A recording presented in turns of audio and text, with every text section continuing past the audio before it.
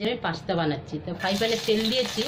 এবার দুটো রসুন কুচি দিয়ে দিলাম, বড় রসুন কুচি, এটাকে ছোটো ছোটো কুচি করে নিয়েছি। এখানে মোটামুটি করে পেঁয়াজ কেটে নিয়েছি, একটা শিমলা মির্চ কেটে নিয়েছি, আর এখানে টমেটো পিউরি রেখেছি।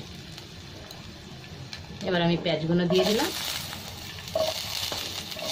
পেঁয়াজগুলো 1-2 মিনিট নেড়ে নেবো, তারপর আমি শিমলা মির্চটা দিয়ে দেবো।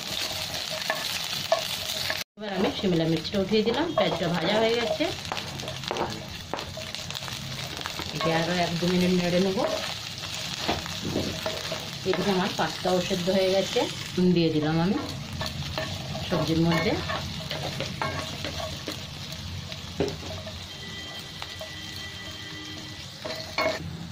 রেড সস পাস্তা বানাচ্ছি, তো তাই আমি টমেটো পিউরি দিয়ে দিলাম।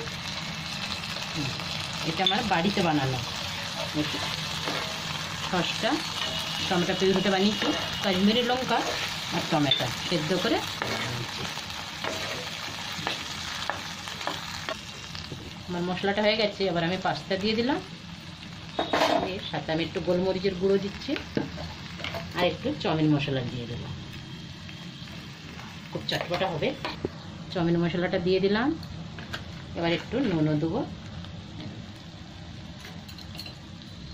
হালকা একটু দিয়ে দিলাম, কেন সেদ্ধ করার সময় দিয়েছিলাম তো। এটা খুব ভালো করে নেড়ে নিতে হবে। খুব সুন্দর হয়েছে রে।